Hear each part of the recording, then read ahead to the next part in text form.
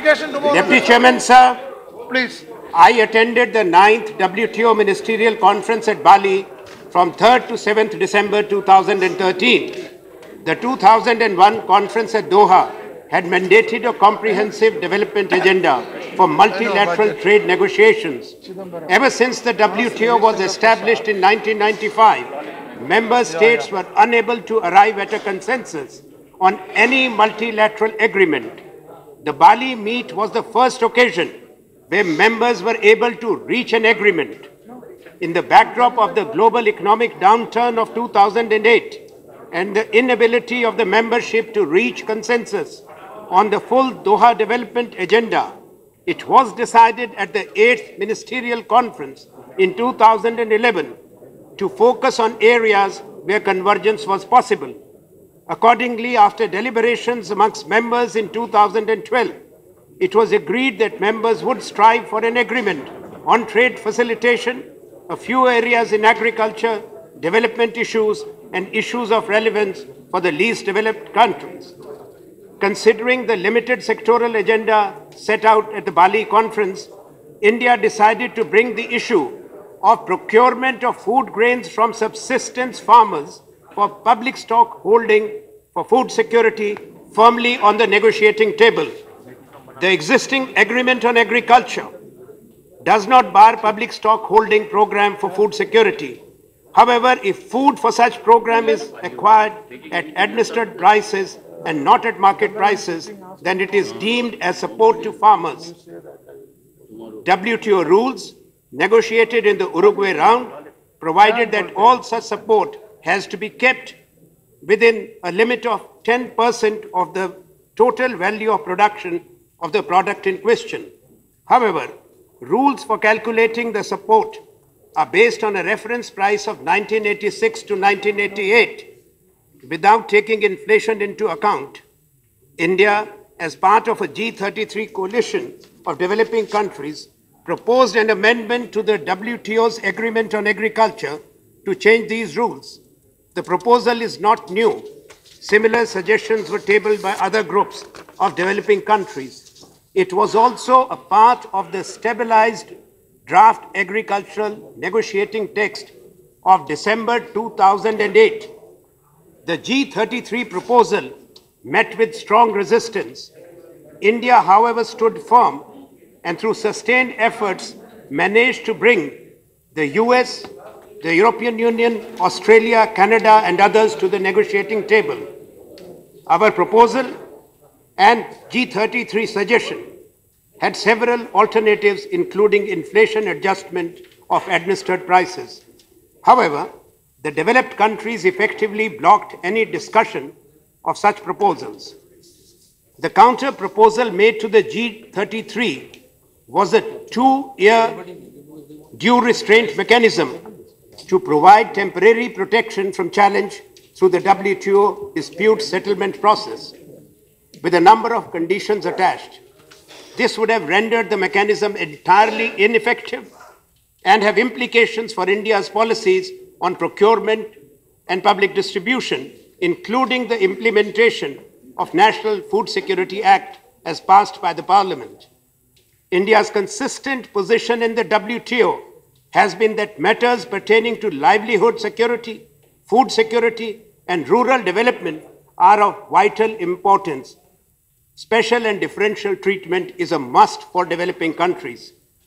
In accordance with the decision of the Cabinet, in my plenary statement, I made it clear that the issue of food security was non-negotiable for India, as it directly relates to the livelihood concerns of millions of subsistence farmers and food security of the poor and vulnerable sections of the society.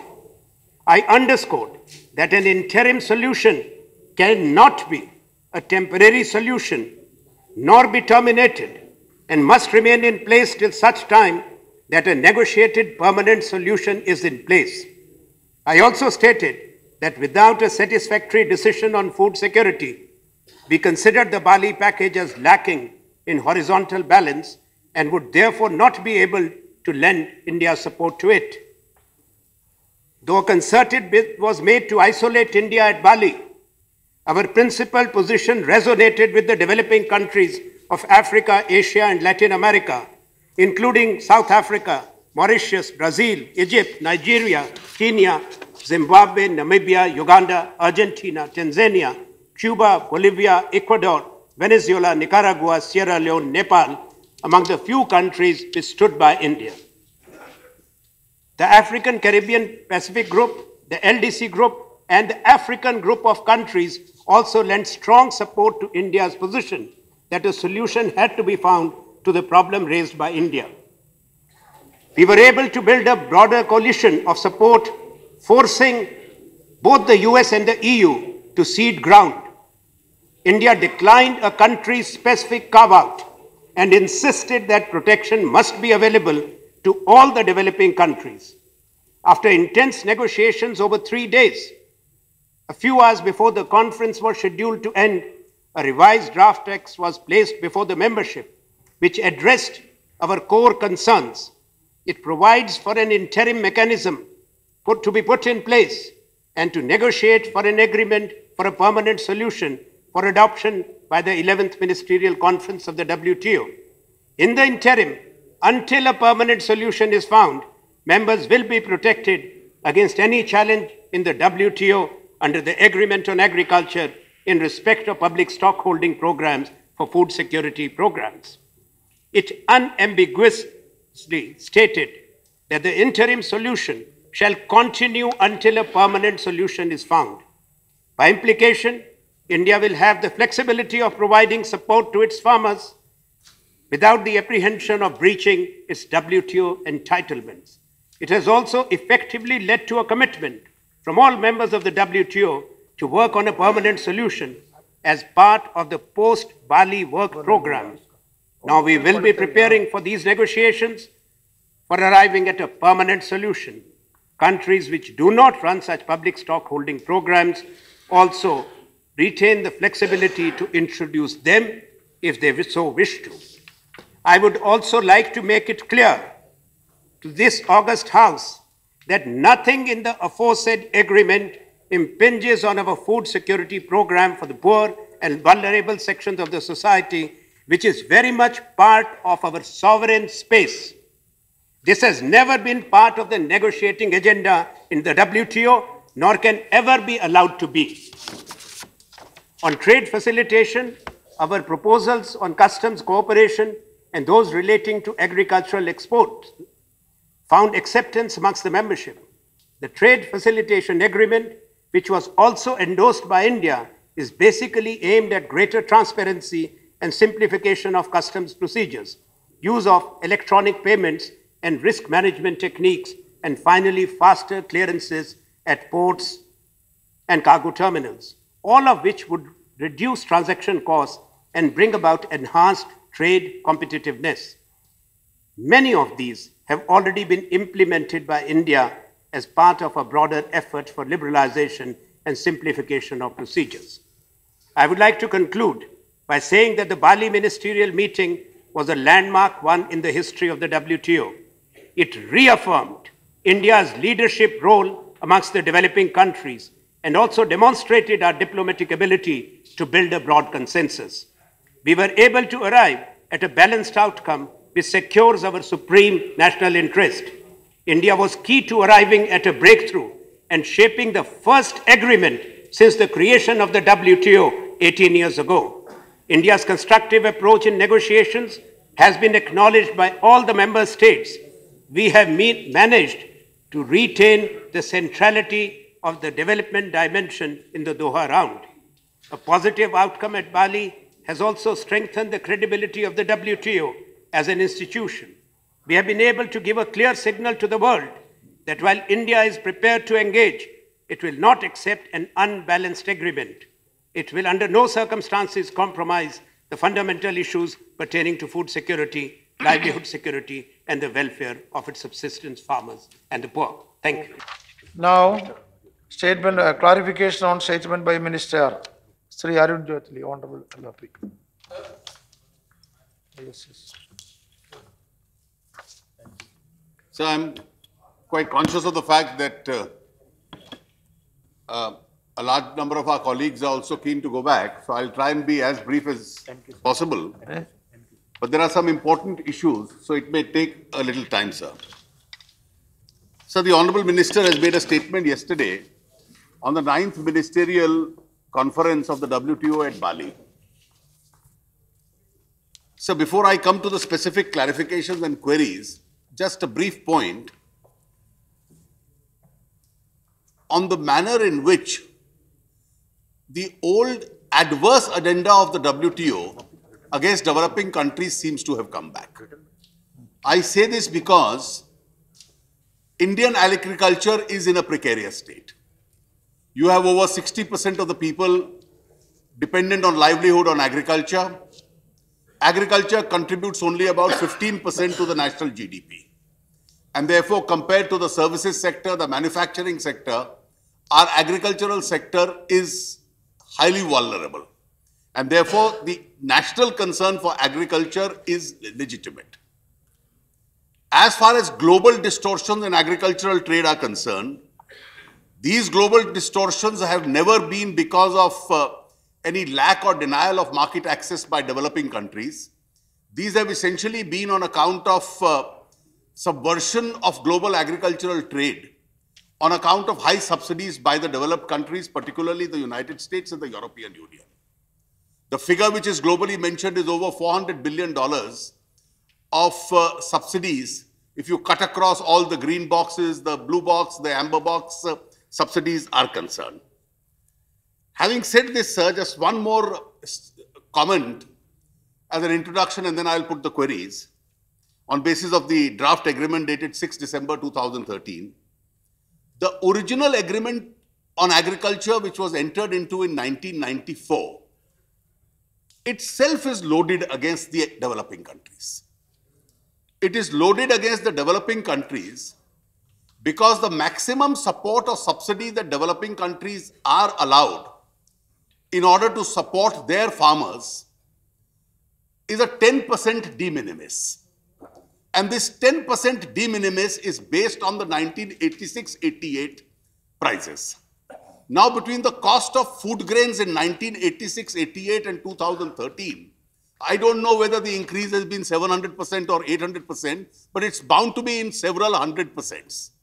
But when you calculate 10%, that calculation of 10% ignores substantially this inflation of food grain, and therefore is calculated at the prices of 1986 and 88.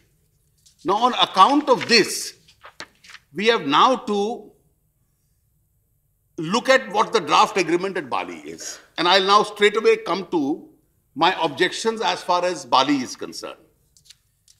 So my first objection to the Bali draft agreement, and the clarifications will arise out of that, even though it's an interim measure, it does not indicate what the permanent solution is going to be, and is it going to be different from what the interim decision itself is. What is the substance of what has happened in Bali? Let's take the Indian context. In the Indian context, our agricultural produce is supported by the minimum support price. When it is supported by the MSP, which is through various governmental agencies, it's a government support price. A large part of this is purchased by FCI and other government agencies, and it is going to be used for our food security programs. Now we have the Food Security Act also. The Bali Ministerial is not concerned with our food security program, but it is concerned with the support that we give to a farmer in as much as the government agencies are going to buy from him at support prices. And therefore, the crux of the agreement at Bali is, and that's the direction of the agreement, you are purchasing it by supporting your farmers, and thereby this support that you give to your farmer subverts global trade. That is to say, the subsidized food grain of developed countries, countries like the US, countries like the European Union and other countries which support and which have therefore much cheaper food grain, the effect of subsidy is that the farmer can actually sell below his cost price in subsidized nations because his profits are being subsidized by the subsidy which the treasury of those countries gives him. So once that crosses the Indian borders and enters the Indian state, that's going to be cheaper. So the eventual agenda today, which is back at Bali, is don't subsidize your farmer by this support price system. That's the eventual direction where the agreement is going to take us. Because this will subvert global trade, and the subversion of global trade is that products from other countries of food grain are not going to enter the Indian territory. That is going to be eventually the direction of a permanent solution, and I hope that permanent solution never comes about. Now, the effect of this is going to be that if any such permanent solution comes about, it can have the effect of completely paralyzing the support that we give to our farmers. And most of our subsistence farmers, middle-level farmers, if we don't give them the support, then already the agricultural sector, being in a precarious situation, will become further vulnerable, leading to larger suicides and the collapse of the agricultural sector itself. Now, what is the interim mechanism which we have entered? And I'll urge the Honorable Minister to kindly take the document itself. The interim mechanism that we have entered is, we will take, this is the 10th ministerial, and therefore we are going to wait for 2 more ministerials. That is, a ministerial is normally held every 2 years, if I understand correctly. So 4 years term, and in 4 years we'll eventually have a permanent solution, or try to have a permanent solution. Till then, this interim solution is going to continue. The interim solution is, one, that whichever countries are today giving support which is more than 10% de minimis, based on the 86-88 prices, that will not be challenged for the time being, before the dispute redressal mechanism of the WTO. That's what is being referred to as the peace clause. Now, what is our position today? Under our food security program, we are spending approximately 1,25,000 crores in terms of the food security. Additionally, we have subsidy on fertilizer. States are giving subsidy on transport. States are giving subsidy on power. Now, all these subsidies taken together eventually will have to be 10% of what was the 1986-88 pricing. If they cross that 10% threshold, it will be liable to challenge, but for the next 4 years, the peace clause says it will not be challenged. Now, what is the language of that peace clause? That's clause 2. If the Honorable Minister would take, and I have some difficulty, I hope I am wrong, that we've been outsmarted in the drafting of the agreement itself. Clause 2 says, if you say line, in relation to the support provided for traditional staple food crops in pursuance of public stockholding programs for food security purposes existing as on the date of the decision. Now, my problem arises with this language. The food security programs existing as on the date of the decision. So, the peace clause protects only such support to food security programs which were existing as on the 6th of December 2013. Under the Food Security Act, the rollout has not yet begun. If the rollout of the Food Security Act has not begun, is the Food Security Act, which both houses of parliament have legislated, is that outside the protection of the peace clause? Prima facie, the decision whether it is inside the food protection of the peace clause or outside the protection of the peace clause is not an issue which can be decided between the government and me. The language, when it says existing as on the date, It refers to the existing food security program that we have legislated. Over the next few years, we intend to give more security. Is not a food security program which is existing as of the date of the decision. The language could have been for which states have legislatively committed themselves. That is not the language. The language is food security program existing as of date. And if this dispute goes to some tribunal for adjudication internationally, our entire food security program is going to be at the mercy of those people. So my first clarification I seek from the Honorable Minister is, what is the meaning of this word existing as on the date of the decision? Is it going to cover the entire Food Security Act program? Because that has still not been rolled out. Prima facie, there is a scope you have left in taking an interpretation that that act itself may be out of the scope of the peace clause. Now, if you come to clause 3 itself now provides for a detailed inspection.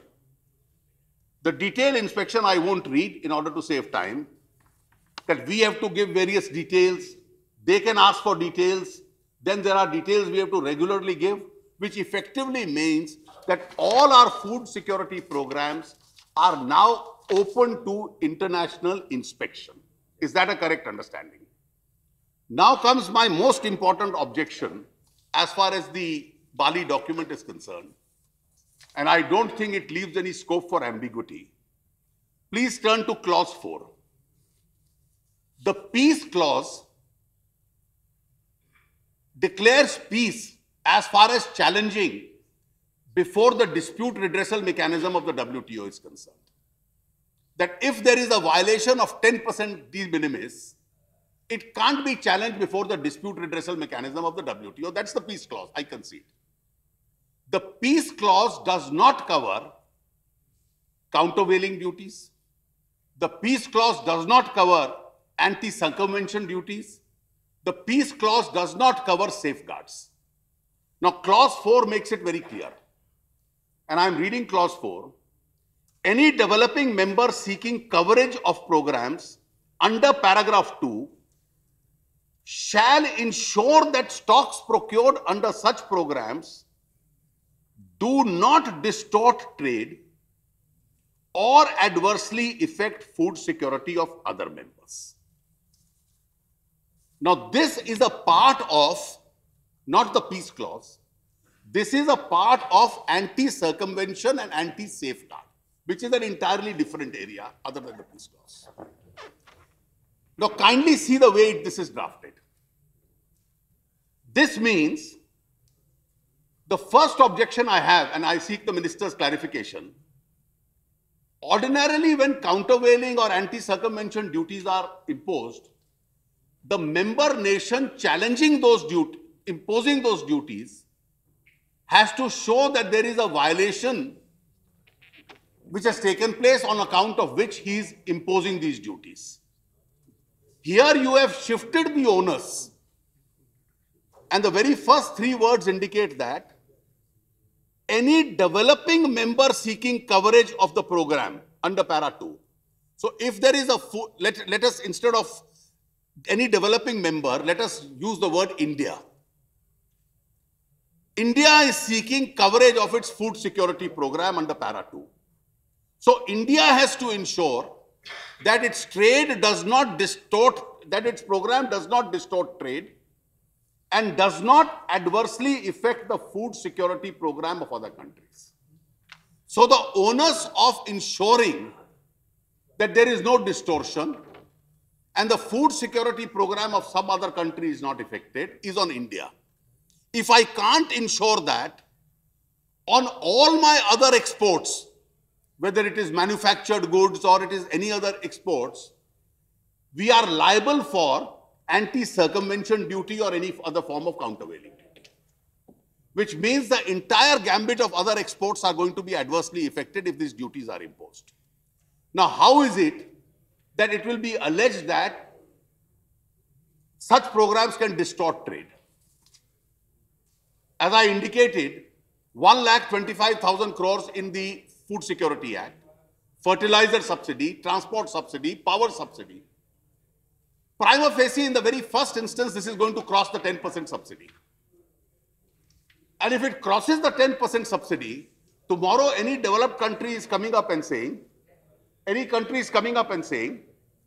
well, my goods can't enter your market because of your own food security program. So the scope for challenging and imposing anti-circumvention duty under clause 4 is independent of the peace clause. It always will remain. Similarly, another country can say, you are procuring everything from your farmer. There is nothing left to be exported to my country. So on both counts, other nations are entitled under clause 4, if we violate this, to impose any form of anti-circumvention and safeguards against us. So if we look at the net effect, since the minister was in a celebratory mode in Bali, what has happened in Bali?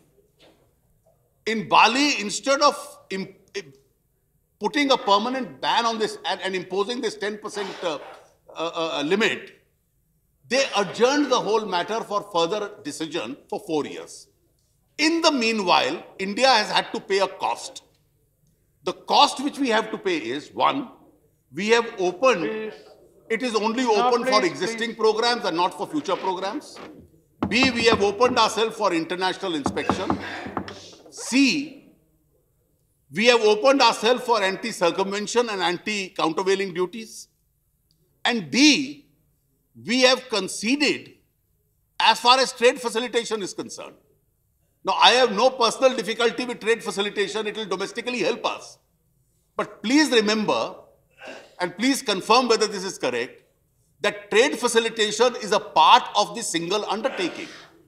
And therefore, trade facilitation had to come when you had market access issues resolved, when you had issues of subsidy reduction which are involved, which have to be resolved. In any case, please don't forget, trade facilitation was added as a WTO issue at the behest of the European Union in 1996. And then in 2003, it was given up. We've now agreed as a cost to bring it back on the agenda. What have we got in return? WTO is a marketing forum. It's a bazaar where you charge for everything that you give and you pay for everything that you get. We have today conceded trade facilitation. What have we got in return? All that we've got is, all this will be decided after 4 years. In the meanwhile, all these constraints which have been put on us. And the biggest cost of Bali, the Honorable Minister will realize, is that whole issue of subsidy reduction is gone. That whole issue of global trade being subverted by them is gone. Instead, the pressure is back on the developing countries as to why you must not now limit your food security programs in countries where 400 million people are living below the poverty line. Therefore, the Honorable Minister may kindly clarify each of these issues that I have raised. Thank you. Sri Sridharam Yechury. Thank you, sir. The Honorable Leader of the Opposition has asked a rather detailed explanation on various issues, so I would not repeat them. But, sir, in a nutshell, I just want to say that the backdrop in which we are discussing this is clearly to be understood. That is the crisis in Indian agriculture and the agrarian distress that we are currently facing, which is leading to unabated continuance of distress suicides by our farmers. So therefore, this acquires a certain importance, which is enlarged more than what is it in normal circumstances. Hence, therefore, I have six clarifications, which I want the Honorable Minister to clarify. First, sir, trade facilitation was not an issue part of the original Doha development agenda. This Doha round, which all of us, which has been an ongoing part, how did India agree to trade facilitation without any forward movement on any issues mentioned in the Doha development agenda? And government gave a legally binding agreement, that is trade facilitation, to get a temporary solution on food security. The temporary nature, I do not want to elaborate. The leader of the opposition has already said. And that is a temporary nature that is universally accepted. Now, have you, first query, given a legally binding agreement in order to get a temporary solution? Number one. Secondly, sir, trade facilitation was developed countries' agenda and it benefits the developed countries rather than developing countries. All of us know that. Minister himself agrees. Did the government conduct any study to assess the benefit for India from such trade facilitation agreement?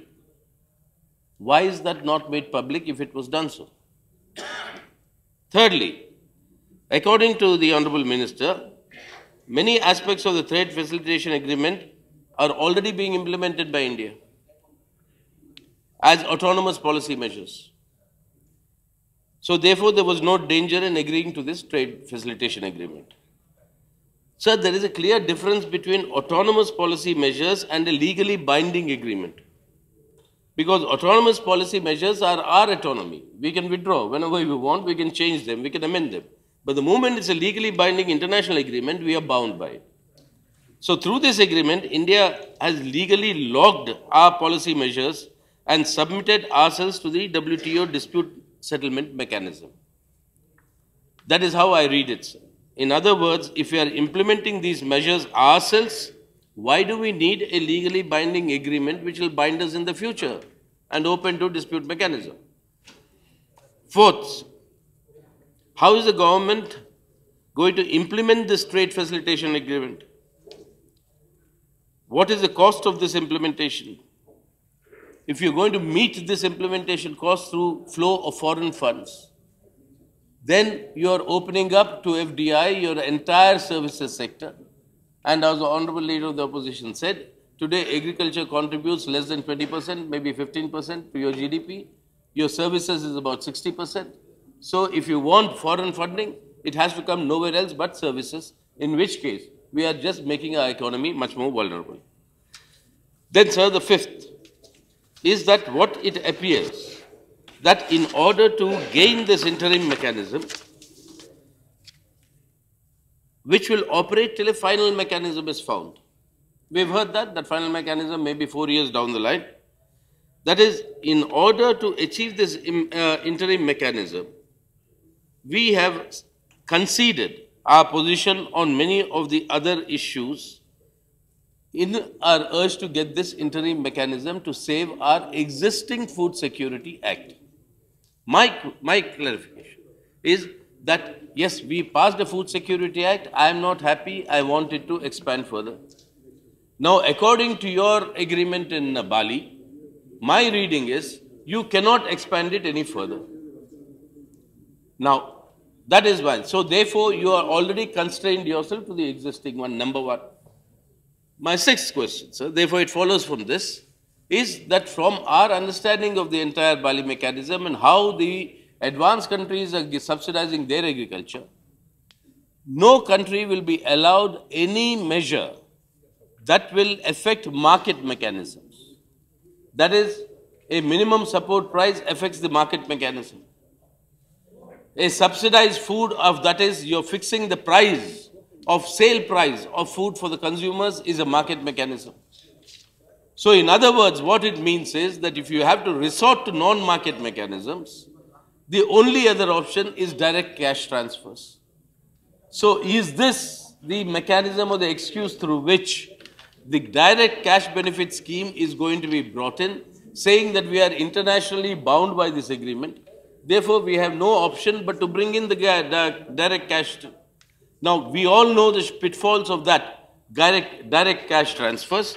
So, therefore, are we today suggesting, like the Western countries do, they do not distort the market mechanism, but they directly transfer cash to their peasants, their farmers, and subsidize them? Is that what you are planning, which is not workable in our country? In which case, the protection of our farmers won't be there, the food security promised to the Indian people will not be there. And that is the dangers. I want the Honorable Minister to clarify on these points, because we were there together at another occasion, a very solemn occasion in Africa, where many African ministers were coming and congratulating him, saying that you have done a good job in Bali. Okay. And I was a little perplexed as to saying whether I should congratulate him or not, but I decided don't I'll you wait also for this do that? opportunity. And therefore, ask him all these questions, and therefore I want you to then- clarify. and then you will congratulate Yeah, these 6 clarifications. Okay, Sri I want NK you to clarify. And Sri therefore- NK Thank you, Singh. sir. Sri NK Singh. Thank you, sir. I recognize that the WTO dynamics of negotiation, like all negotiations, must be conducted in a spirit in which there is obviously the dynamics of negotiation. But what we have to really assess is that in the negotiating dynamics, the advantage is tipped in our favor.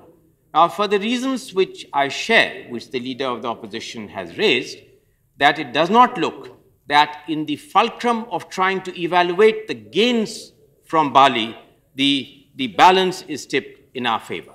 So how would the minister want to assuage us that we have turned out to be, broadly speaking, net gainers as an outcome of the Bali Agreement? My second question to the minister is that I draw his attention to paragraph 2 of his statement which he made yesterday. And I will read only one sentence from out of that paragraph 2. In that paragraph 2, Minister, you have said, accordingly, after deliberations among members in 2012, it was agreed that members would strive for an agreement on trade facilitation, a few areas in agriculture, development issues, and issues of relevance to the least developed countries. Now, could you really tell us on development issues what is the progress you have achieved? I can understand what progress you have achieved perhaps on trade facilitation, namely that we have given in. But on the development issues, which was the centrality of the themes, and this was supposed to be a development round, what is any incremental progress which we have made on any of the more difficult development issues which will facilitate us? My third important issue is I share the view of the leader of the opposition on anti-circumvention and safeguards, particularly in relation to the impact of clause 4, which he has pointed out, which he has read out. I need not read that clause again. But continuing in the same spirit, sir, my next question to the minister is that what is the implication of clause 6 of that agreement? That clause 6 of the agreement, sir, makes it binding upon India to hold consultations with other members whenever requested about the operation of the public stock holding program. And as a result, therefore, has India taken a binding commitment for international scrutiny arising not only out of the various other concerns, but from directly also arising out of clause 6 of that agreement.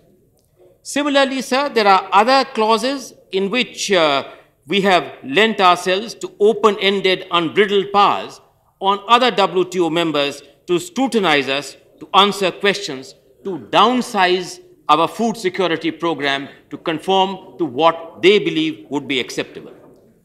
My next question to the minister is, what are the factors which really did not enable us to make any progress whatsoever on freezing the baseline figures to 1996 to 1986-88 figures, which are completely misaligned with prices which are prevalent in 2013. Would you share with us the process that went through and why we utterly failed to make any progress on moving the baseline from 86-88? My fifth question, sir, on trade facilitation is this.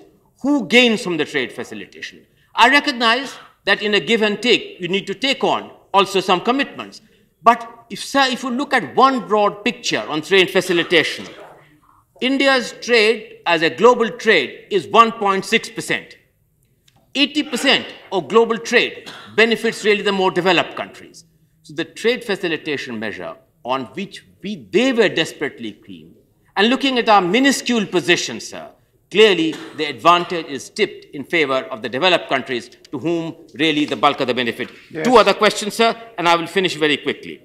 Would the minister enlighten us whether any progress had been made on this difficult issue of the large subsidies of the developed countries to their agriculture?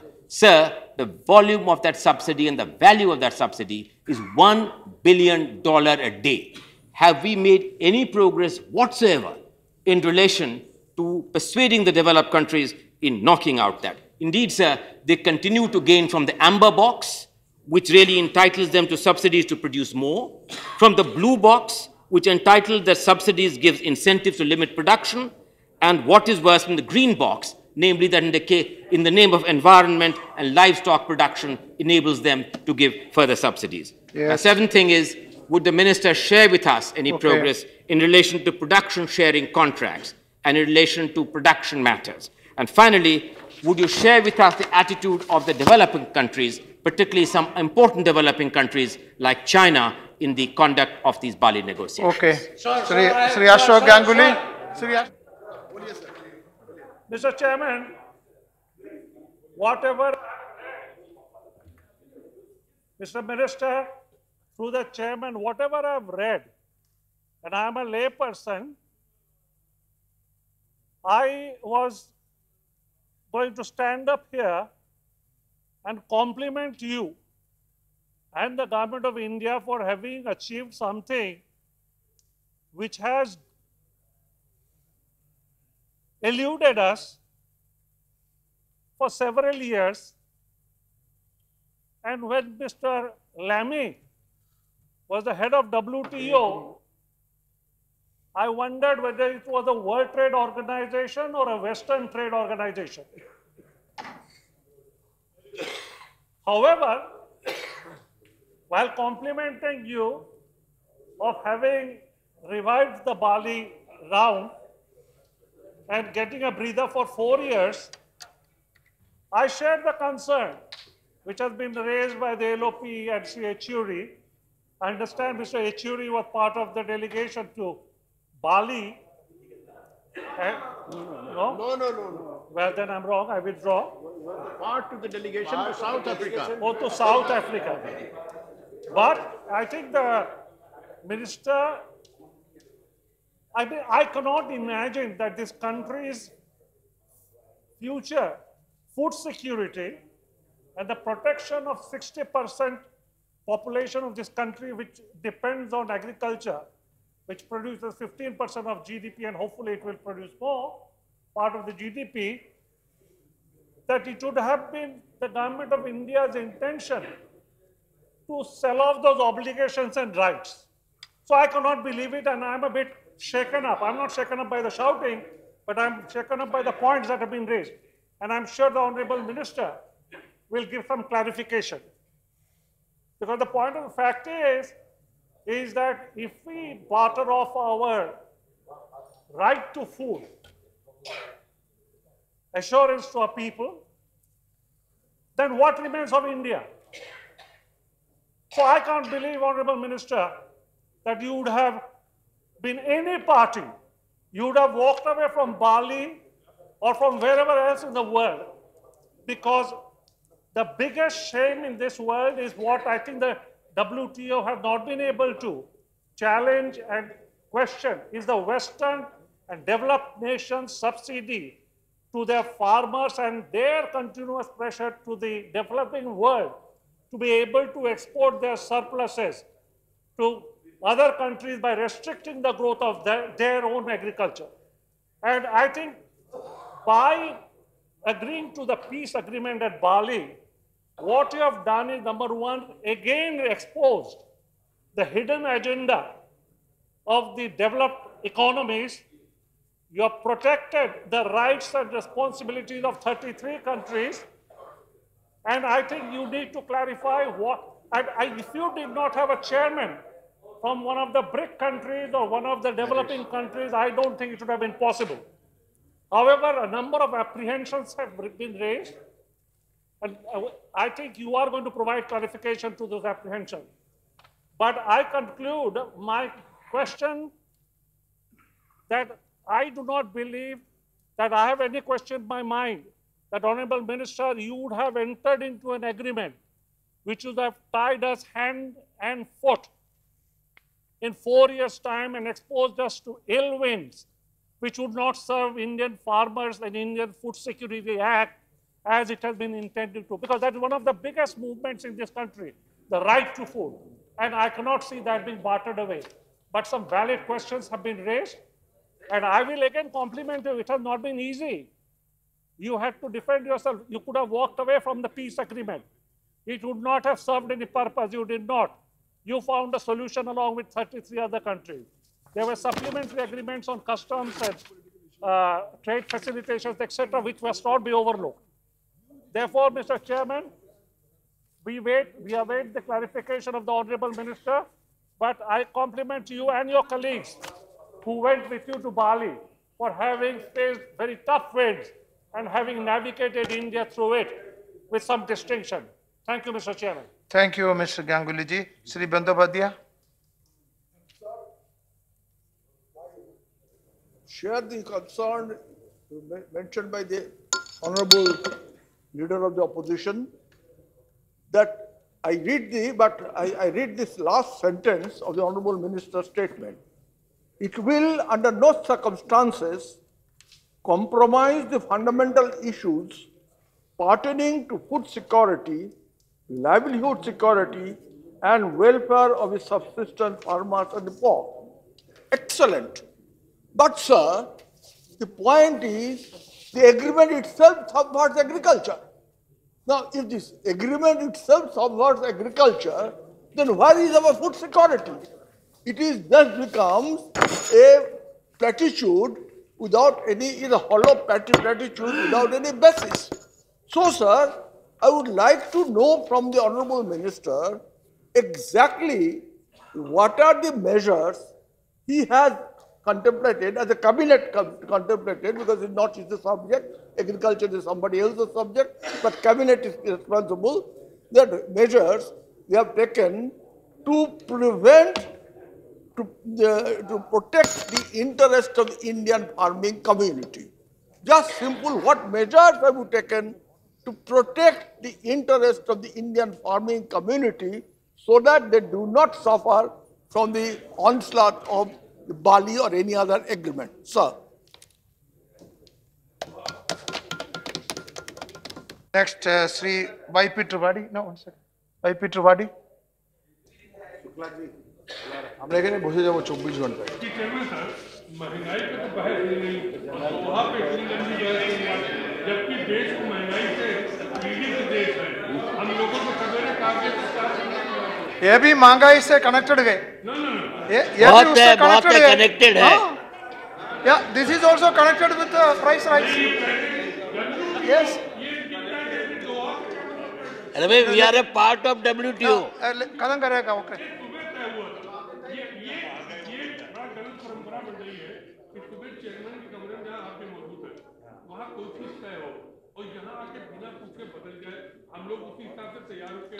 हम अगर महंगाई पे चर्चा करना चाहते तो पूरे देश के लिए करना चाहते। महंगाई देश का मुद्दा है। ये अभी हारे से महंगाई पे हारे, ये अन्ना हजारे से डर रहे हैं, महंगाई से डर नहीं रहे। और उस महंगाई को हम लोग अगर यहाँ चर्चा करना चाहते हैं कि सरकार क्या कर रही, तो उसका टाइम काट दिया गया बिना बताए हुए। ये तो अगर इस तरीके से अंदर सदन में जो अंदर जो तय होगा और बाहर दूसरा होगा तो क्या विश्वास? You made your point now, Trivedi. Yes, Trivedi. इसका भी मायना है ये WTO और जब बाली conference will have effect on our महंगाई also. Sir, first of all, I'd like to congratulate the minister for his achievements at Bali. In the earlier conferences at Doha, Rio, and all those places, it was all dominated by United States and all Western countries. Actually, as one of the Commerce Ministers once told me, that at the conference in Latin America, some of the developing countries, the African countries, said that we had no option but to side with United States because we did not know how to pay our hotel bills without their support. So it was largely dominated by USA and Western countries. And we call ourselves that we are the 5th largest economy in the world. And we did not have any say in this. This is for the first time that you have been able to propound and you have been able to convince that India is also an economic power to be reckoned with and it cannot be brushed aside altogether. In the morning, we had a discussion about what happened to one of our diplomats in America. And somebody mentioned that this would not have happened if she was from China. Now, why so? If she would have been from China or from Japan or from Germany, this would not have happened. What is the reason? The reason is that they are economically strong powers. We have to make ourselves economically strong. The 21st century is the century of economics. Military power is going to become secondary. None of these economic powers which are considered great powers today, Japan or Germany, they are not militarily that strong anymore. But economic power is important. And in order to achieve that economic power, we have to consider about certain strategic policies. And you have mentioned here very correctly that you have restored at this conference the credibility of WTO as an institution. After all, what is WTO? It is a mandi where people come together. And as my friend Mr. Jaitley said, that you should have done this, what have you achieved? What was the alternative? If the Bali conference would have failed, then again we would have gone to the age of bilateral agreements. And at the moment, a stage has come when WTO is on the brink of failure. So many countries are now going in for bilateral agreements with their supporters, with their neighboring countries. And where do we stand here? We do not have all those options. We go for anti-dumping duties, we go for protection duties, we go for countervailing duties. As a result whereof, we have more smuggling. Ultimately, it is a need of the hour that WTO as an institution has to survive. And if WTO as an institution has to survive, we as a fifth largest economic power must have a say in the operations of WTO. To a large extent, we have succeeded. I can tell you why. Because according to me, we should not forget one more aspect also. That today India is in a very strong position so far as food position is there. Let us say, for example, India today is exporting to 17 countries the food grains. India is the largest exporter of wheat. India is the second largest exporter of rice. We are the largest producer of cotton, sugar. All these factors we must bear in mind that if we want to arrive on the world stage as a great exporter, then we must see that we have favorable conditions which will allow us to do our export in a proper manner. You are right.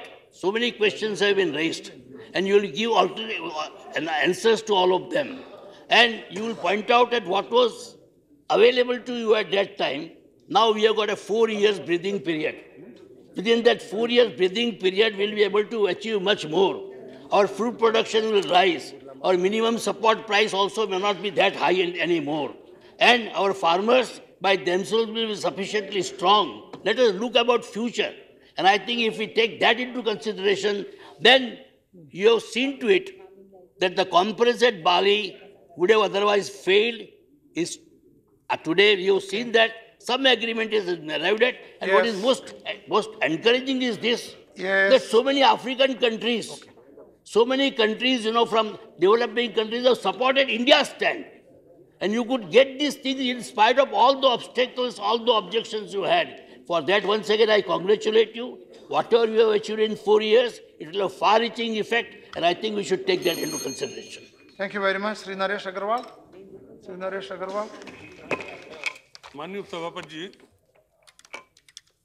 माननीय आनंद शर्मा जी अभी जब दोहा में सम्मेलन में भाग ले रहे थे, बाली में 3 से 7 दिसंबर, तो मैं इनके स्टेटमेंट पढ़ रहा था। बड़ा जोर शोर से इन्होंने वहाँ भी कहा, हिंदुस्तान में भी आए, और इन्होंने कहा हमको बड़ी सफलता मिल गई, हम अपना फूड सिक्योरिटी सिस्टम जो फूड बिल लाए उसको हमने तमाम देशों से मुहर लगवा ली। इन्होंने एक इस तरह प्रोजेक्ट किया जैसे हिंदुस्तान को बड़ी भारी सफलता मिल गई मुझे याद है नरसिम्हा राव जी जब इस देश के प्रधानमंत्री जी थे, मौजूदा प्रधानमंत्री जी वित्त मंत्री थे, WTO लागू किया गया तब इसी प्रकार की बात कही गई थी कि WTO लागू हो जाएगा, ये देश फिर सोने की चिड़िया हो जाएगा। यही FDI के समय भी आपने यही कहा था, आप बैठे हुए थे, मैंने आपसे कहा था कि आप अगर अपना ओरिजिनल सिस्टम नहीं ठीक करेंगे, अगर आप कंट्री की बेसिक प्रॉब्लम नहीं समझेंगे, तो आप विश्व में चाहे जितना समझौता कर लीजिए, आप विश्व के बहुत बड़े लीडर हो जाइए, लेकिन हिंदुस्तान में कहीं ना कहीं समस्या आपके सामने खड़ी रहेगी। और वही बात आई जब WTO लागू किया गया था, उस समय भी मैंने कहा था कि WTO इस देश के साथ विश्वासघात है। बहुत मेरा खुला हुआ उस समय कहना था, क्योंकि मैं जानता था कि WTO लागू होने के बाद इस देश की क्या स्थिति होगी, और आज उसी का नतीजा है। जो महंगाई की बात आई, आज देश में इंडस्ट्रियल ग्रोथ कितना गिर रहा है, अभी जो लेटेस्ट रिपोर्ट आई है 1.40 1.46% पिछले महीने इंडस्ट्रियल ग्रोथ गिर गया। इनकी GDP 4.7 4.8 पहुंच गई। अगर ये GDP एक साल विश्वमन चल गई तो देश में बेरोजगार सड़कों पे खड़ा होगा। आप क्या बात कर रहे हैं, आप किस स्थिति पे पहुंच गए। आज शुगर, इस देश में शुगर के, त्यागी जी सवेरे शुगर केन की प्रॉब्लम उठा रहे थे।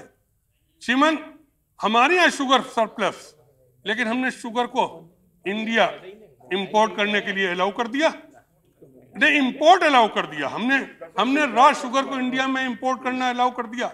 सब लोग कहते रहे कि उस पर ड्यूटी बढ़ाइए, लेकिन ड्यूटी नहीं बढ़ाई गई। किन कारणों से नहीं बढ़ाई गई, उसका कारण हुआ, उसकी जो नतीजा निकला कि आज गन्ना किसान और गन्ना मिल मालिक दोनों एक ट्रबल में फंस गए। और एक गन्ना इंडस्ट्री, शुगर केन इंडस्ट्री, जो इस देश की बहुत बड़ी इंडस्ट्री है, महाराष्ट्र उत्तर प्रदेश, दो सबसे ज्यादा प्रभावित अगर प्रदेश कोई है, उनके सामने एक समस्या पैदा हो गई, उनके किसानों के सामने एक समस्या तय हो गई। आपने मिल मालिकों को तो दे दिया 7200 करोड़ रुपए का पैकेज, गन्ना किसानों को क्या पैकेज दिया। गन्ना किसान ठगा हुआ है देश में। हम लोग कहते हैं, हमारे मुख्यमंत्री जी आए, नरेश जी से बात करी, इसके बारे में बात करो, इसी के बारे में बात कर रहे हैं। बेसिक प्रॉब्लम श्रीमान, ये बेसिक प्रॉब्लम, अगर बेसिक प्रॉब्लम न करी तो ये बाली में कोई समझौता करी आए, उस समझौता से क्या फायदा होगा। आखिर ये बाली में अगर समझौता करके आए, ये कहते हैं हमारा फूड सिक्योरिटी सिस्टम सबसे अच्छा है, तो ये बता दें इनका बजट का घाटा जो बढ़ रहा है वो कैसे बाली ने पूरा करा, उस पर भी प्रकाश डाल दे। मैं आनंद शर्मा जी से चाहूंगा, आनंद शर्मा जी बताइए, जो सब्सिडी आपने एक बोट लेने के लिए, चाहे मनरेगा हो चाहे ये हो, आप कितना 5 लाख करोड़ रुपए आप फिस्कल डेफिसिट में पहुंच गए।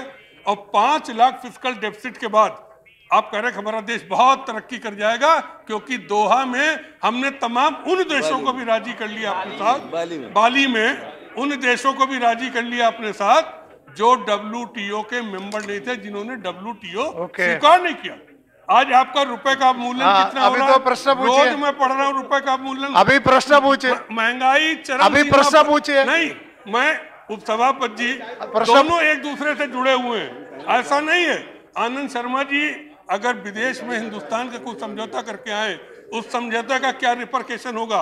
अगर हिंदुस्तान में हमने उस पर विचार नहीं किया, हमने बात नहीं करी, सिर्फ इनके WTO का जो वहां पे समझौता करके आए, सिर्फ उत्ते पे गए, उसका अगर रिपरकेशन क्या होगा, अगर इस पर नहीं बात करी तो क्या होगा देश के साथ। जो हुआ ये ठीक है, ये तो साफ होने जा रहे हैं, ये अगले चुनाव में साफ हो जाएंगे, ये लौट के नहीं आएंगे। ये मैं कह देता हूँ तीसरे मोर्चे की आएगी, ये भी नहीं आएंगे, गलतफहमी इनको भी निकाल देनी चाहिए।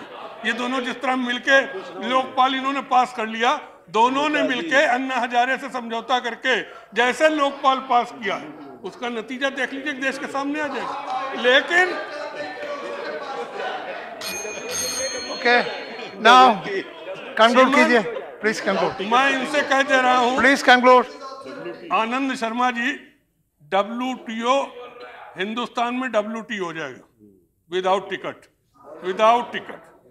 इसको WT न बनाइए, इस देश की बेसिक प्रॉब्लम समझिए, और देश का समझौता विश्व में तब करिए जब देश का हित हो। आज चीन ने हिंदुस्तान की पूरी बाजार ले ली है, आज अमेरिका हिंदुस्तान में हमसे दोस्ती करने नहीं आया, व्यापार करने आया। आज यूरोप कंट्री हिंदुस्तान को इसलिए नहीं पसंद कर रही, आप उनके दोस्त हैं, उनको इतनी बड़ी मार्केट मिल रही है, उस मार्केट के लिए ये सौदागर हैं, ये कभी हिंदुस्तान के मददगार नहीं हो सकते हैं।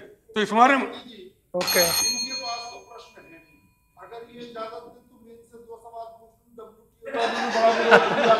श्रीमान, ये चतुर्वेदी है, ये चतुर्वेदी है, ये त्रिवेदी द्विवेदी एक भी नहीं है, ये चतुर्वेदी है। चतुर्वेदी का मतलब होता है जिसको कोई वेद का ज्ञान ना हो, उसको चतुर्वेदी कहते हैं। जिसको कोई वेद का जानकारी नहीं। ओके, आप गाय का समाप्त कीजिए। कमीशन ले गया, नरेश जी समाप्त कीजिए। कमीशन ले गया। नरेश जी समाप्त कीजिए, समाप्त कीजिए। हो गया, मैं अब बंद कर, माध्यम से स्टॉप करो। ज्यादा तक नहीं जाना। ओके, नरेश जी समाप्त कीजिए, समाप्त कीजिए। नरेश जी टाइम बढ़ रहा है, समाप्त कीजिए। गाय बछड़ा इलेक्शन कमीशन ने लिया, आपको हाथ दे गया, हमने नहीं लिया, वो आपका इलेक्शन कमीशन ने लिया। लेकिन मैं इतना कहना चाहता हूँ, no please let him, no let him finish.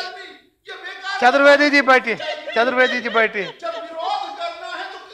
Chaturvedi ji बैठिए। अच्छा, आप समाप्त कीजिए। श्रीमान समाप्त कीजिए। इस देश में सबसे ज्यादा ज्ञानी चतुर्वेदी होते हैं, द्विवेदी त्रिवेदी चतुर्वेदी एकवेदी। तो अब मैं आगे नहीं कुछ कहूंगा, चतुर्वेदी बहुत बड़ा ज्ञानी होते हैं। और फिर खजुराहो के चतुर्वेदी, उनको तो पूरा ज्ञान, उनको तो पूरा गुप्त ज्ञान तक है उनको। तो श्रीमान मैं सिर्फ इतना कहूंगा कि माननीय मंत्री जी, आप जब जवाब दें तो इस बात को भी क्लियर कर दीजिएगा कि इससे देश की महंगाई कैसे रुकेगी, इस देश में भुखमरी कैसे खत्म होगी, इस देश के लोगों को बराबरी का हिस्सा कैसे मिलेगा, और ये देश कैसे तरक्की करेगा। Okay, thank you. Shrimati Kanimozhi, जल्दी। Thank you, sir. Put the question. Sir, yeah, just questions. Sir, I'd like, given that this is an interim agreement, there is a lot of fear among the farming community, among the farmers. It has given rise to a lot of questions among them, that whether the marginal and subsistence farmers will be protected, and the government should also keep in mind that the minimum support prices at which we procure grains from the farmers, this should not be reduced at any cost. And the support price, will it include the cost of inputs, the inflation and other factors? Will it also be taken into consideration? And at no point, like because this is an interim agreement and the permanent one will come after 4 years, there will be a lot of changes in agriculture, and you never know. Sometimes there is rain, sometimes there's too much rain, and so you can't. There are climate changes also, which there are issues in that which has to be taken into consideration. And farming, agriculture is facing a lot of crisis. So will all that be taken into consideration, and will the farmers be protected in India? And there are talks about the trade facilitation agreement. It is, I like to appreciate the minister on that. But there is a fear whether the import of food grains from other countries, will that be affecting the markets here and the farmer here? Because India is basically an agricultural country, and a lot of people depend on agriculture. So we should ensure, and will the minister assure us that it will ensure that the local markets, the local producers will not be affected in any way, and they have to be protected over anything. And also I like to remind the minister that, and many of them have, about the food security bill. So if we are going to we have to answer everybody, we are going to be scrutinized about the food security bill, and will the other countries have power over us to interfere and make changes in our local policies? So that has to be assured also, and I like a clarification about that from the minister. And I also like to know what are the kinds of legal and legislative amendments which we have to make because of the commitments given over there. Thank you. Thank you. Sri Mungekar. Sri Mungekar. For allowing me to speak few minutes about this. That's the last. Not clarification. Of course, clarification. Clarification. Sir, I have listened carefully. I listened carefully about the speeches of the members of the opposition. And since Parliament is adjourned very frequently, it is quite possible to write one PhD thesis about the limitations of WTO and impact on developing countries by using that lapse time. Thank you very much. Madam, economics is not as liberal as political science. And the clarification is that any economic decision is subject to given conditions at a given point of time. I don't at all surprise to listen to the speeches of the learned opposition leaders. But in the given conditions, the paraphernalia of the WTO, I think that the Commerce and Industry Minister has done a commendable job by preserving and protecting the right to food security bill. Since GATT was in existence, being an elementary economist, I was myself having a number of apprehensions. And time and again, I have expressed those reservations and apprehensions in the Planning Commission. The question is, though India is having 16% of the total population of the world, it is having 3.5% of the world total income. India is not the major player so far the international scenario is concerned. All developing countries put together, they are operating at the periphery, while US, European Union and Japan, they constitute the center. That's why my point is that the Industry and Commerce Minister at least has succeeded that the 10% of the aggregate major support condition, 10% of the total agricultural value of the output, which is not followed by any of the developed countries in the world. But developed countries, unfortunately, since they are having the history of economic development for last 200 years, they are in commanding positions to impose the conditions on the developing countries. The question is, food security bill was extremely important, and rather than speaking about everything under the sun, what WTO is, now my personal opinion is, whatever Mr. Jagdish Bhagwati might be saying, it depends on globalization. Globalization, privatization, liberalization was a deliberate mechanism brought at a particular time of the world historical development by the developing countries to put the developing countries into trap and not to allow them to develop properly. But that is apart.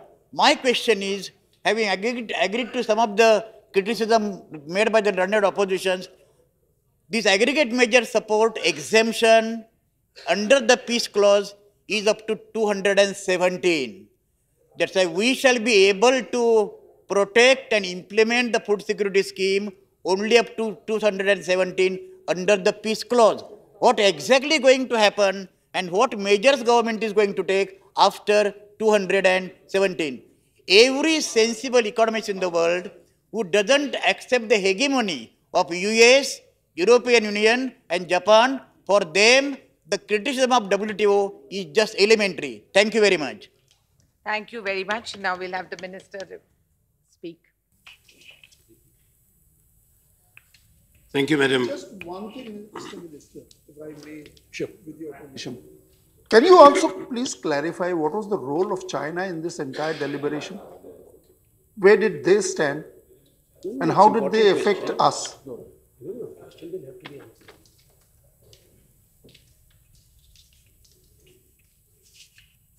Thank you, Madam Vice Chairperson. I would like to, at the outset, thank the honorable members, beginning with the Leader of the Opposition, Shri Sitaram Yechuri,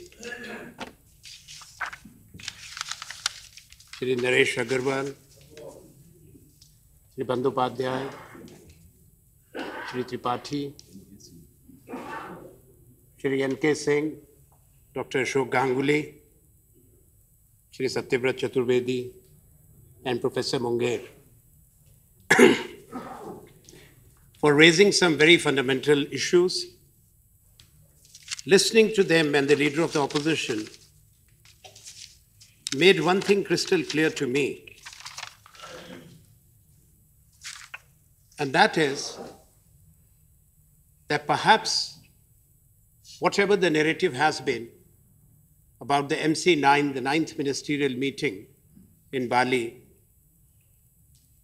there is need of clarity as to what was discussed, what was the background, what perhaps are the implications, what would have been the implications had this not been reached. These are the fundamental issues. And I'll come also to the specific clarifications which have been sought. Madam, the Uruguay round was concluded in 1994. The existing agreement and the rules that govern the world trade are dated to 1994. The WTO was established in 1995. There have been many illustrious Commerce and Industry Minister of India before me between 1995 and 2013, and each one of them have made their own contribution. But the fact that stands out is that after the Uruguay round, which was inherently imbalanced against the developing and poor countries, I agree entirely with the Leader of the Opposition, Vice Shri Sitaram Yechuri and other friends. The rules that govern the global trade, including the agricultural trade, are imbalanced again, unfair, unjust, again linked to the outcome of the Uruguay round. Therefore, it was felt an imperative to bring about changes and corrections. That's the reason that the Doha Development Round of negotiations was launched in the year 2001. 12 years have passed. This is the first round of the world trade negotiations ever in the history of the global trade, which is dedicated to the developmental agenda, which has taken the longest, was reaching nowhere. Honorable members must know that MC9 was convened in the background of 8 failed ministerials, 18 years of WTO, 19 full years of Uruguay round. That is where we were. And the question was, which was discussed, I am not referring to speculative reports, I am not talking to the fears expressed in the media, but the real issue is key interlocutors and principal stakeholders of the developed countries and the developing countries were discussing this. The developing countries collectively, from Asia, Africa, Latin America to Caribbean, had one common fear, that perhaps a collapse would lead to the collapse of the Doha round and also the centrality of the WTO when it comes to rule-based global trade governance. This was the background. There were issues connected to what has been raised by the Leader of the Opposition about the agenda and whether the developed countries have succeeded in bringing back the old agenda on agriculture. Particularly, he has referred to an issue which has not been addressed, and that issue, Madam, I would like to inform the honorable members and this august House, is part of the agreement on agriculture, not the old agreement on agriculture, but the new agreement on agriculture, which is being discussed as part of the Doha round. Why the need of a new agreement? Negotiations, because it must replace the old agreement, which is imbalanced, as I mentioned, inherently flawed, and does not serve the interest of the developing and the poor countries. Now, the question which has been raised is about the food security program. as well as what India has agreed to as part of the interim mechanism. With all respect to the very learned leader of the opposition, I would like to mention, and I'm sure that he'll recall, in the 2003 Cancun ministerial meeting in September, the then Commerce and Industry Minister, who is now the Honorable Leader of Opposition, had also raised the same issues, the issues which were raised by us. Since he has referred specifically to 4-year period, which I'll come to later, which in fact needs clarity, because that is again not correct. But the first time of a temporary arrangement to protect the farmers, and in this case, the word temporary was rejected in Bali, and I am on record. I rejected any temporary arrangement.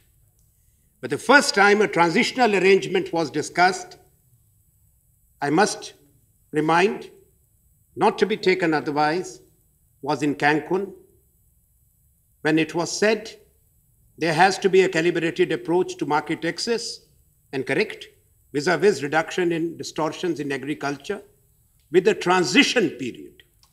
So what was India had proposed in 2003 was a transition period, that we needed a transition period.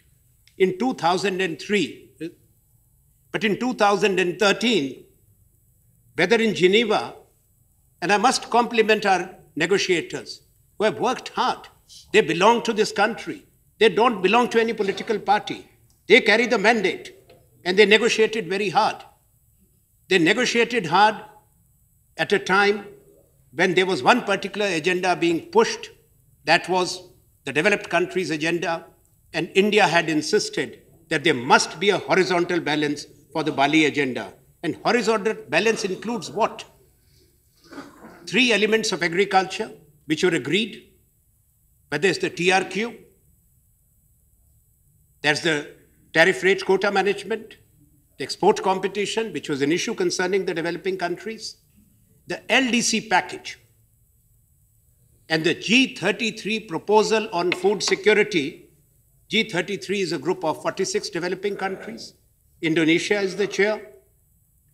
But this proposal has been referred to and known as India's proposal because India took upon itself to lead the charge, to spearhead the proposal, which is connected to, Madam Vice Chair, not to the issue of food security. Now, this is being referred to, and rightly so, that public stock holding, that's the procurement from the farmers, for food security purposes. Correct. But let me make one thing clear. WTO per se has no jurisdiction when it comes to sovereign space of India or any other developing country or developed country. Food security program, it's not a question of insulating. It's never been on the agenda. That's our decision at what price we give food to our people. Nobody can tell us. Issue is limited. Issue is limited to the Uruguay round, where you are allowed as nation states to procure from your farmers and create a public stock. So procurement from the farmers in most of the developing countries, from subsistence farmers, for public stock holding of food grains for food security purposes. That is the issue. And what is it permitted there, as Leader of Opposition has mentioned, is the de minimis limitus. That is what the terminology is. Again, of the Uruguay round, this means 10% of the value of the total food grain or that particular staple food or cereal produced. That's 10% of the value. How it is calculated, the de minimis formula, and I agree with the Leader of Opposition, something which is unacceptable, so Sitaram Yechury ji said. These are linked to an external reference price. This is how it is calculated. And the band is 1986 to 1988. Now, when we were negotiating in Geneva, we made it very clear that it is impossible for countries to build public stock of food grains based on 1986 to 1988 prices. Therefore, this must be brought on the agenda at Bali. This must be addressed. And we are on record saying it in Bali. During the negotiations with the developed countries, including US and EU, I made it clear that the world has to move to the 21st century. In the second decade of the 21st century, I cannot accept the external reference price of 80s. That's why we forced the issue. Now, what the reason was for us to negotiate even an interim mechanism, I must share with the Leader of the Opposition and the honorable members. You know, sometimes during negotiations and sometimes in the media narrative, some acronyms are thrown up, which are not the agreed terminology. Peace clause is not an agreed terminology. Nowhere in the document, nowhere in the discussion, nowhere in the agenda, you will find the so-called word peace clause. When this question was put to me, that are you willing to discuss peace clause, this was in Bali, my answer was, I share with the House, we are negotiating a trade pact, 159 sovereign nations. We are not at war. We are not in a conflict zone. So what peace clause can I negotiate? What we need to negotiate is a protection. And protection from what?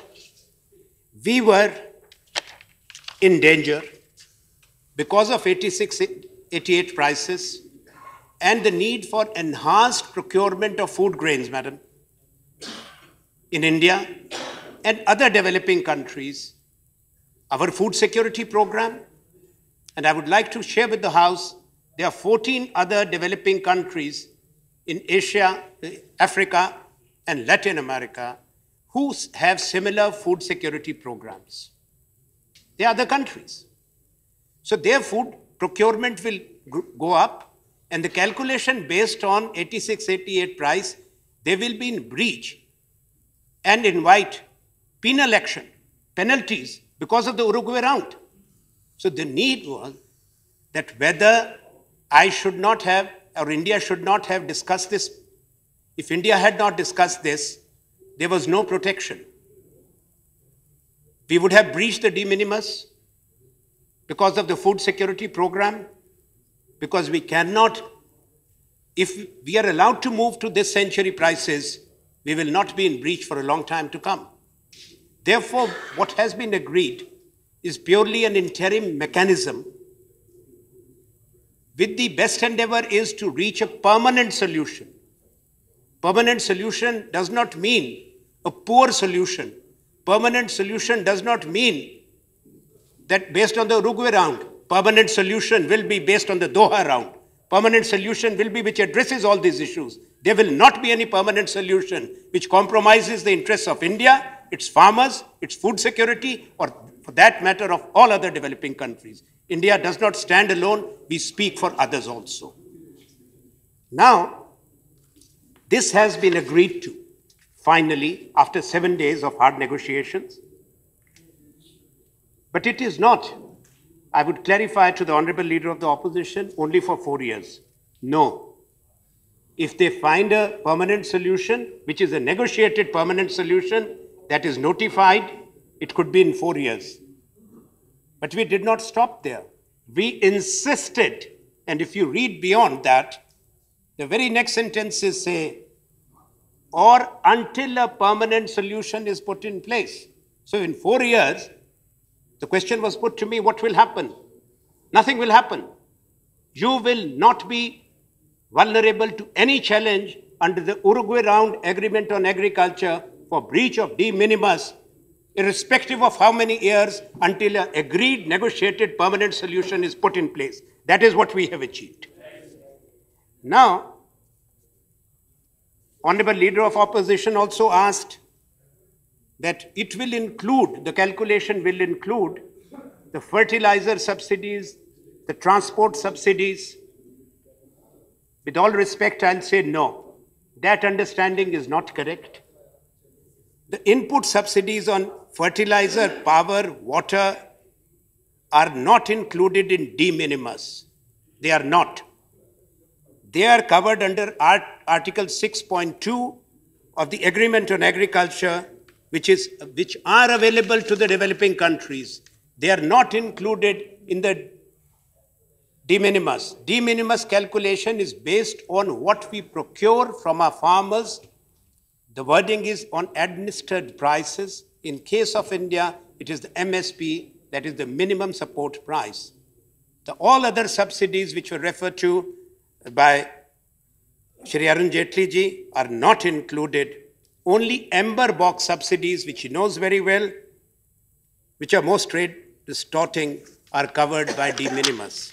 And here I must clarify, for the benefit of the members, that what developing countries procure from farmers, somehow in the Agreement on Agriculture and the existing rules which make us vulnerable, are treated as subsidies. What you buy from subsistence farmer, but this is the existing Agreement on Agriculture. You cannot find fault for what happened in 1994 and all these years as to what we were able to achieve 19 years later in Bali. Therefore, I would like to thank actually our negotiators and not discredit them nor demoralize them if I was you. I will actually look at seriously what they have been able to achieve. Honorable Leader of Opposition, and I think that was a concern shared by Shri Yachuri and some other members, and he said so, he read, that it is the existing programs, correct. Existing programs are the notified food security programs, public procurement which is done for that. Now, existing program means the countries which have notified or through an act of parliament, like in case of India, the other countries which have notified after their governments have decided and the parliaments have legislated. So these are the notified ones, and these are made available to the WTO. Now, there is a difference. It's a very valid clarification sought from me for the government, that what about our increased requirement for procurement? So existing means that it is not rolled out. Existing means that your entire program, whether you say 35 kg per person or you say 50 kg per person, your program as such is treated as the existing program, irrespective of what you say. There is a production part, there is a consumption part. Production part is the de minimis, that what you have, the 10%, not the consumption, what the governments give to their citizens, as I have clarified at what rate. Now, I want to share, Madam, with the House, there was a stage during the negotiations, which I mentioned in my statement, as a part of a compromise, because negotiations are give and take. There are 151 countries, 59 countries which were negotiating. Those 159 countries, each country has its wish list. We cannot have a country specific, and that applies to the developed countries now, as well as to all others. You cannot have country specific agreements, otherwise there would have been 159 agreements, not one agreement, because all are sovereign states. But what we insisted, when we were offered during the close negotiations, India, that we will allow you grandfathering of your program if you accede to the rest. And I'm very proud that we as India said no. This must be available, the solution, to all the developing countries of the world. It was India which insisted, and we got it. And that's why what Sitaram Yechury ji was saying, the solemn occasion where we went, that was for the memorial service for one of the tallest statesman of the world and inspirational leader, Dr. Nelson Mandela. That is where the African ministers in his presence came and thanked India. They said, thank you, India, for what you were able to achieve for all of us. This is the truth. Now, there is another issue which has been raised by the Honorable Leader of Opposition, Shri N.K. Singh, Shri Sitaram Yechuri. That is about the clause 3. That is the information. As the Honorable Leader of Opposition knows better than many of us, already as per the Agreement on Agriculture and the Uruguay round obligations, every member country of WTO has to notify what you procure. You have to inform the WTO. I have not done something which is actually different, which should cause concern. We have taken protection, and with the umbilical linkage to permanent solution, notifying, giving information that is in clause 6, and I will show you the form, is only informing. Most of this information, Madam, honorable members, is also available in public domain. What the governments procure, what is budgeted for procurement, not only we as members of parliament know, but even a citizen of India under RTI will know. The Food and Consumer Ministry website has all the details, and under the Uruguay round agreement, you are meant to notify. That is what the existing rules are. Another issue which has been raised is about clause 4. We are talking about the trade distortion issue. Now, what is the matter here? That why we have agreed and it is part of the ASCM? No. What we have made it clear, and in what spirit it has been said, that what we are procuring from our farmers for food security purposes, I'm saying, procurement to build a public stock for guaranteed food security shall not be given to private traders to export. When America and other negotiators were talking to us that no, how do you assure that you will procure from the farmer and dump in the international market and you'll distort trade and distort prices? I said this. I said, you don't know about our country and our system. If anybody uses public funds for public procurement of food grains and public stock holding and gives it to a private trader that, okay, please go export and make money, that will be the shortest route to prison. This will be the biggest scam. That is what I had to tell them, that we cannot do it. So any apprehension is not correct. When it comes to ASCM, Honorable Leader of Opposition knows, agreement on subsidies and countervailing measures is not part of the discussion under the Doha round. That is, in 2004, the countries which got protection under the ASCM, and those are developed countries, that also ended in 2004. So there is no question of ASCM being discussed. There are 3 pillars which are under discussion under the Doha round, which are NAMA, that's the industrial goods market access, agriculture, and services. What we discussed were elements of 3. Question which is put to me is that trade facilitation. How did we agree that trade facilitation came on the agenda? How does India benefit from it? And whether it is a compromise or whether we have capitulated. I'm actually surprised that this has been said. Madam, I assumed my responsibility of this office only in May 2009. The trade facilitation. Now, this is very important for the members to know.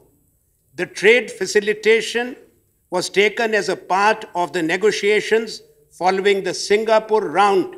The Singapore Ministerial and Honorable Leader of Opposition would recall, and the mandate was given that the WTO Ministerial in the framework agreement of 2004. So it was not at Bali in 2013, it was 2004, Singapore, when the mandate was given that trade facilitation will be discussed. So it's not that India made an overnight compromise. And on trade facilitation, I have to say the following. It's not a question of what Sita had asked, that whether we have agreed to binding provisions and autonomous measures that India has taken are not binding, which a country can withdraw. Shri N.K. Singh has also said that when we talk of trade facilitation, what are we talking? Why are we talking? Because we have a minuscule share. I don't agree. We are the third largest economy in the PPP terms. Trade facilitation, after all, is customs cooperation. Trade facilitation is publication, including internet publication of relevant trade-related rules, pre-arrival processing of import documents, facility of electronic payment, special facilitation measures for authorized operators, express shipments, and also advanced rulings which are available only to partnership firms, limited liability partnership, joint ventures. Now it will be available to all exporters and importers. That is what trade facilitation means. I would also like to clarify here.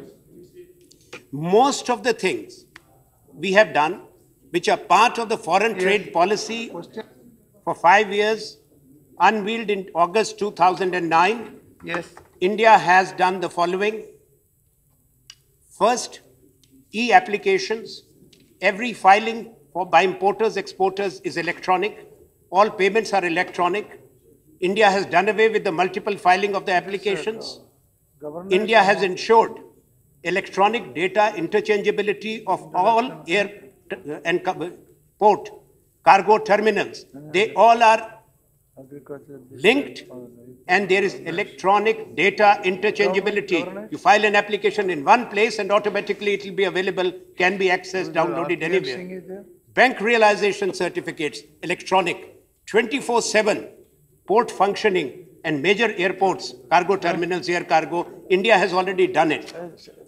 And with all respect to the learned Shri N.K. Singh ji, India's share, total trade in 2004 stood at 136 billion US dollars. That's two-way trade. It is now 798 billion US dollars. And if you add services, it has crossed 1 trillion US dollars.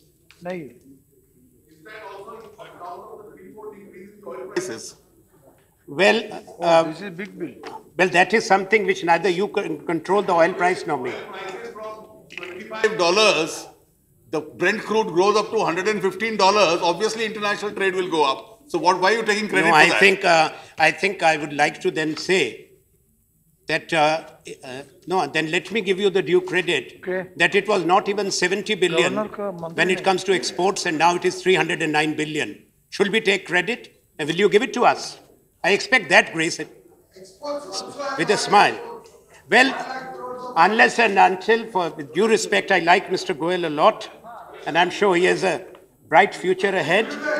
If he could one day, I think, enlighten the House as to how they can bring the oil prices, Brent crude prices, back to $25. I think you replied all points. The country will benefit. Detailed reply. One important issue on TF is that TF is all not binding. Before I conclude, I must mention, TF is all not all binding. There's Section A, Section B, Section C. Section A of the trade facilitation is where binding commitments are there, taken voluntarily by the countries. Now, those commitments are those which will be triggered in July 2014. Lengthy answer. B is those trade facilitation commitments which the countries will decide. And that means the developing countries. In the category C are those commitments which the countries will say no to. When question was put to me about the LDC package, India has supported. We have covered 98% of our tariff lines. We could very proudly inform the world that India has already done it. Give me 3 minutes more. What is important is that I must answer all the members so that there is no gray area. LDC will need the financial assistance infrastructure, resources. India has supported that. Sitaram Yechuri had asked this question, whether India will take foreign funds for trade facilitation. The answer is no. India stands for resources to be made available to the LDCs. India does not need the resources for trade facilitation at all.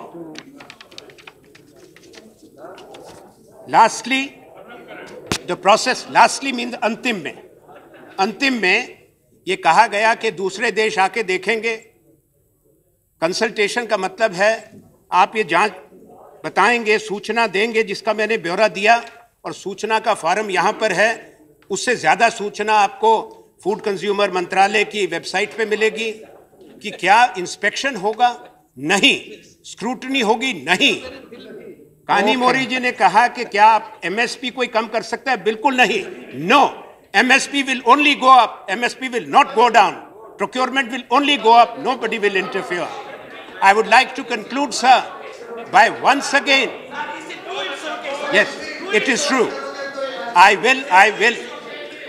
will conclude, sir, by placing on record our appreciation for India's negotiators, India's officials. And I would also like to place on record our gratitude to the IBSA group of countries for holding together firm in unity, for the countries from Africa, Latin America and Caribbean who stood by India as India led the charge on this issue. Thank you.